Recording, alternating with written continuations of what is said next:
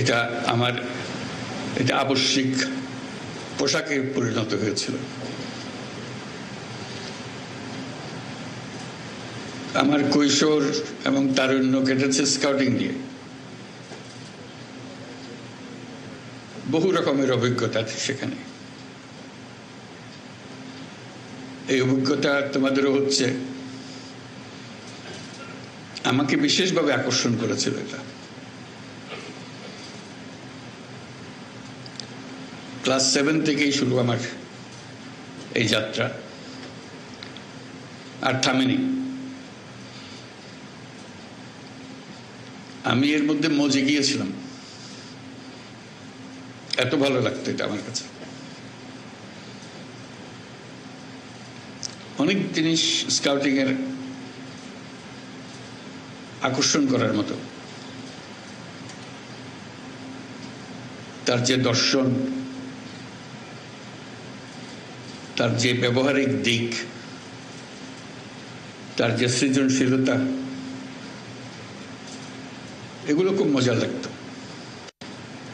প্রথম মজা লাগতো সবকিছু উল্টা করে। এই যে তোমরা উল্টা করছো, হাততালি আমরা দিই একভাবে, তোমরা দিচ্ছ আরেকভাবে। সেলুট দিয়ে সবাই একরকম, স্কাউটরা দিয়ে আরেক রকম। হ্যান্ডশেক করে সবাই একরকম, স্কাউটরা করে আরেক রকম। কাজে এটা মজা লাগতো যে উল্টা উল্টা কাজ করা। শুধু উল্টা কাজ করা না, সেটাকে প্রতিষ্ঠিত করে ফেলা। যেসব জিনিস স্কুলে পাঠ্য বইয়ে ক্লাসরুমে হয় না, হঠাৎ একটা মুক্ত আকাশ সৃষ্টি হয় স্কাউটদের জন্য। ছুটির শেষে, ক্লাসের শেষে স্কাউটিং শুরু হয়। তখন সবাই ক্লান্ত থাকার কথা, খুব উৎসাহ বেড়ে যায় তখন সবাই। এতক্ষণ ক্লাসে বলে ঝিমালো, যেই মাত্র স্কাউটিং এর সময় আসলো সবাই চাঙ্গা হয়ে যায়।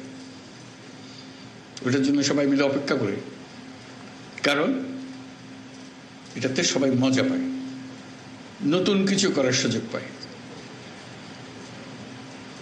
এই নতুন কিছু করার সুযোগ পেয়েই আনন্দটা বাড়তে থাকে। কাজে সেই যে একবার ঢোকা, এর থেকে আর বেরোনো যায়নি, বেরোবার কোনো প্রশ্ন ওঠেনি, বরং গভীরে গেছি। আর তখন সবে মাত্র পূর্ব পাকিস্তানে স্কাউটিং শুরু হলো,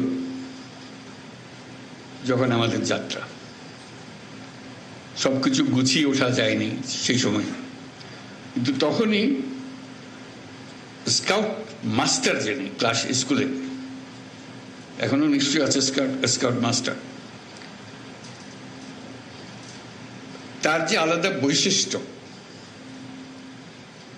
তার প্রতি তার ছাত্রদের যে যোগাযোগ এবং তার যে নেতৃত্ব, এটা দেখার মতো। তখনকার সারা পূর্ব পাকিস্তানে কোন স্কুলের স্কাউট মাস্টার সবচেয়ে ভালো, এটা আমরা বসে আলাপ করতাম। যেহেতু র্যালিতে সবাইকে একত্রে পাওয়া গেছে, তখন প্রাদেশিক র্যালি হতো, তখন স্কাউট মাস্টারদের দেখা যেত, তাদের গৌরব, তাদের নেতৃত্ব।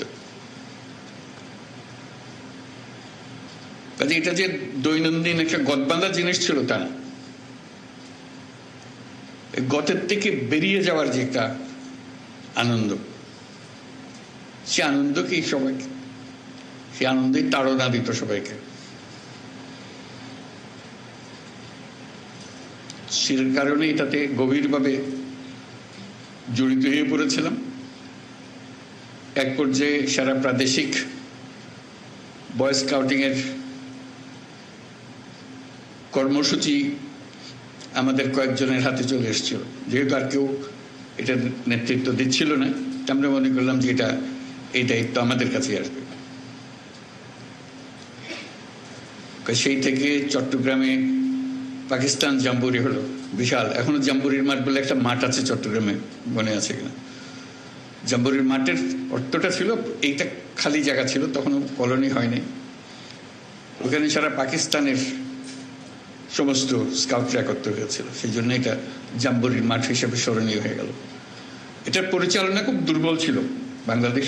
বাংলাদেশ যে পূর্ব পাকিস্তান তখন যে প্রাদেশিক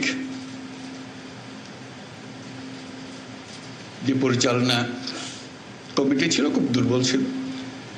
বিরক্ত হয়ে আমরা কয়েকজনের দায়িত্ব নিয়ে নিলাম, এটা পুরো জাম্বুরি পরিচালনার দায়িত্ব আমাদের হাতে চলে আসলো। তো সেই থেকে একটার পর একটা র্যালি জাম্বুরি হয়, আর আমি আছি, আমার জাম্বুরি আছে। পাকিস্তান জাম্বুরি হলো করাচিতে 1952 সালে, তখন বাচ্চা ছেলে, খুব উৎসাহ নিয়ে গেলাম। তারপর থেকে একটার পর একটা জাম্বুরি আর র্যালির মধ্যে ঢুকে গেলাম।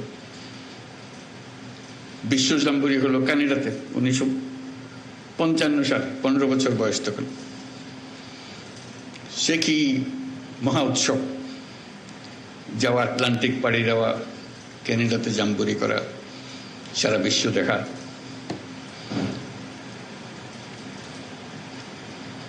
একটার পর একটা পৃথিবী উন্মোচনের পালা। তো সেটারই কাহিনী নিয়ে যে বইয়ের কথা বললো একটু আগে, যে দৈনন্দিন রোজ নামচা লিখতাম যে আজকে কি করলাম। সিদ্ধান্ত হলো, খুব মজার সিদ্ধান্ত, তখন সবে মাত্র এয়ারলাইন এক দেশ থেকে এক দেশে উড়ে যাচ্ছে, খরচ সাংঘাতিক বেশি। আসার পথে আমরা বিমানে প্লেনে আসলাম,